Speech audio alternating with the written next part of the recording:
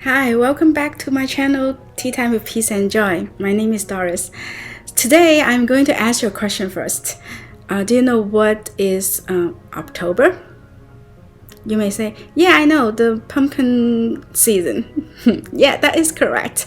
But it's also Domestic Violence Awareness Month. And that is why I want to bring more information to you, just in case if you're in a relationship, you're not so sure if it's healthy or it's abusive, or if you see your friend's relationship and you're not sure if they are really in a healthy relationship and you want to help. I really want to bring you the awareness, let you know more about their situations, why my friend is not living in that relationship, what's happening in there, what's she going through. So now I'm going to talk a little bit more about it. But before we start, if you like this type of videos, content, please give me a thumbs up for this video and subscribe to the channel. Click on the bell so you will get the notification when I upload my next video. And if you can share with your friends, that will be even better. Okay, so come back to our topic. Statistically,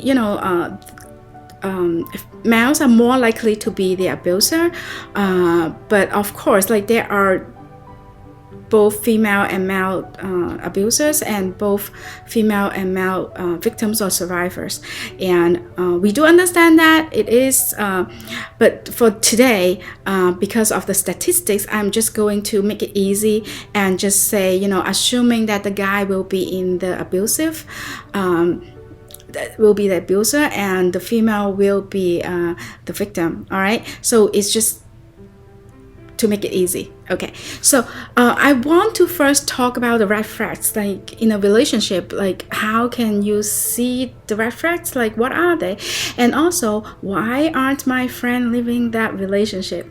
So I'll start by telling you, like sometimes at the beginning of the relationship, it seems like a dream relationship. It's like so good and so sweet and everything. Why is that? Because a lot of times some of the red flags happen really early. For example, if you just met them but they want to move into the relationship really quickly, right? That is one red flag.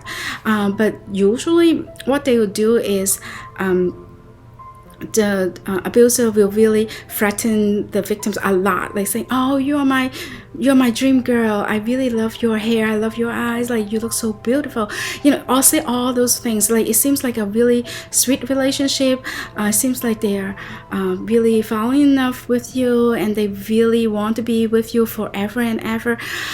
So all those are what they are experiencing at the beginning of the relationship, and that is why sometimes it's hard for them to get out from that relationship, because it starts so well and they thought it was going to be a really good relationship.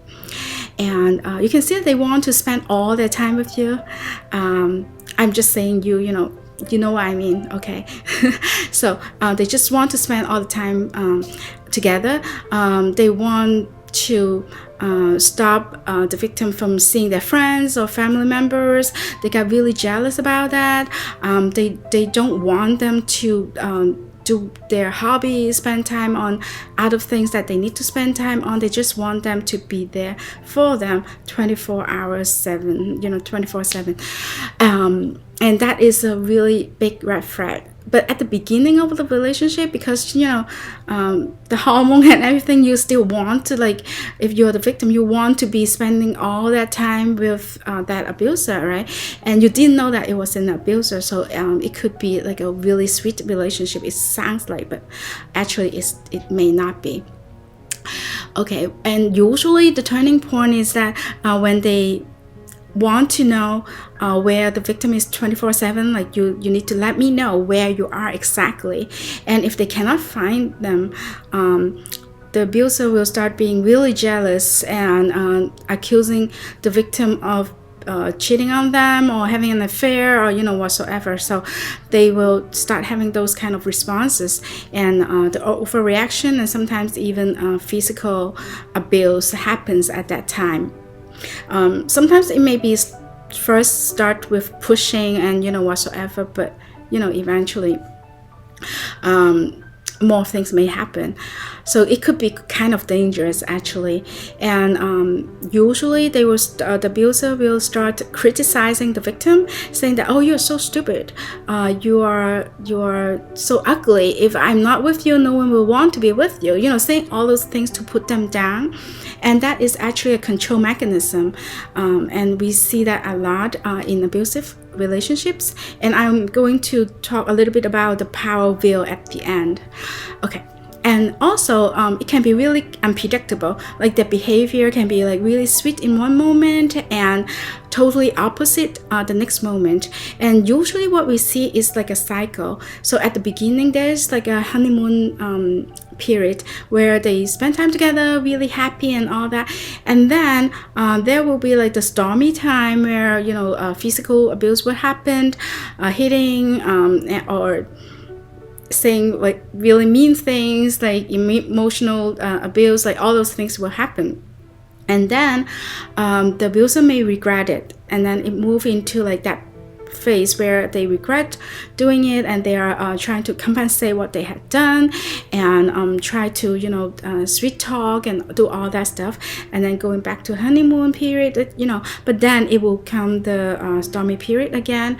And I used to be a victim advocate, and I've seen many cases, and a lot of times as the cycle goes by, the abuse will get worse and worse usually, without any intervention. That is usually the case, unfortunately. So it can be pretty dangerous. And then we can also observe the tendency in other things that the abuser do. For example, if they are always blaming others and not really taking responsibilities for their own actions, that may be another red flag. So you can see that, for example, in their job, if it's always their boss or their co-workers' fault, but not theirs. It's always others' problem, not mine. Or the way they spend the money, or they spend it really irresponsibly and using your credit card, or not being able to pay off their own, or things like that. And also like the previous relationship, like do they have a history of that, of abusing others, or when they talk about their ex-relationships, like talk about their ex, are they blaming them, saying like they did everything wrong and I had done nothing wrong, but they left me? So all those are red flags. And sometimes it's really hard because the abuser may not appear to be a bad person at all in front of other people. Sometimes it's just in front of the victim that they are really controlling, they are really unpredictable, and really have really bad temper, but they may be super nice to all other people around them, even including the victim's family members. So sometimes it's really hard, and the victim may bring themselves thinking that it must be them, because he treats others so well, so why me? It must be me, right? So a lot of times those are the things that they struggle with, and that is the cycle and all the red flags. So if you are like, if you're a friend or you're in that kind of relationship, and if you want to seek help, there are a few numbers that you can call, and I'm going to leave the number down below in the description box as well. I'll leave the number for the US and for Hong Kong, because I'm more familiar with those places. And for other places, if you are in other countries and if you have the information, you can also leave it down below so other viewers can see that as well. So in the United States, there is a hotline called National Domestic Violence Hotline. It's available, I believe, 24/7, and you can tell them the number if your friend needs help, and also they can develop the safety plan with the victim as well. And there's another organization, is called National Network to End Domestic Violence, and they have another hotline that's called NDVH that you can call. And so those are the numbers that you can call, and they can both develop a safety plan with the victim. And for the power wheel, a lot of times people understand like what abusive relationship is if they see sexual abuse, if they see physical abuse, but there are more than that. There are emotional abuse, where put the other person down. There is isolation when they don't want you to spend time with other people. They may rationalize or minimize what they've done wrong. All those things can be in that control wheel because they want the power. They just want to control the other party, and they may use children. They may use the male privilege. They may use their financial means, especially in a marriage. If the wife is not working, for example, they will always use that type of means. And also it can be threat or force you to do some things that you don't want to do. And one really obvious thing is if the victim who doesn't know if they are the victim yet, but if they are afraid of the abuser, so most likely that is something wrong with the relationship. Is more likely than not is abusive. So all those are the red flags and the things in the power control wheel. I'm going to have the link to the power wheel down below as well. So in our next episode, we are going to talk about if you're a friend, how can you help? I'll give you really concrete things that you can do and what not to do as well. But before we end, I really want to share with you a few Bible verses. And in Ephesians chapter 5, verse 22, it says, "Wives, submit yourself to your own husband as you do to the Lord."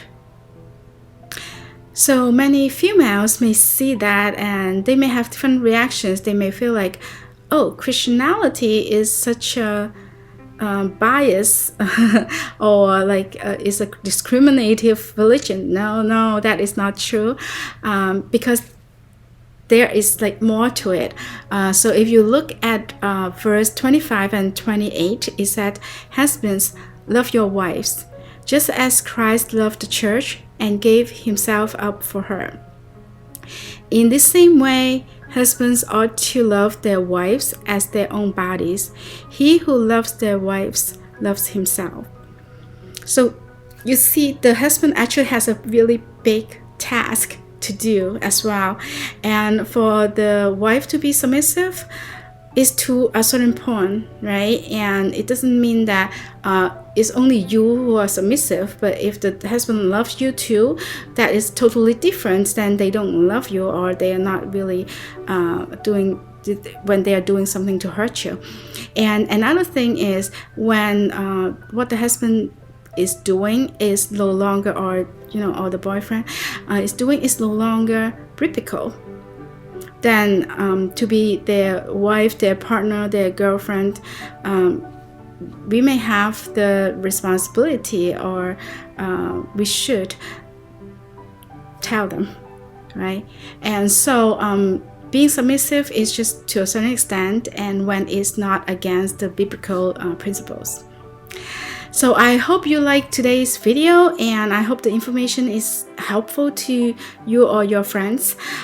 If you're doubting if you're in an abusive relationship, I hope you get the information and can call for help, at least talk about it. And if you have a friend in this situation, please click on the bell. You can get the notification when I upload the next video talking about how to help your friend. Thank you for watching. I'll see you next time. Bye.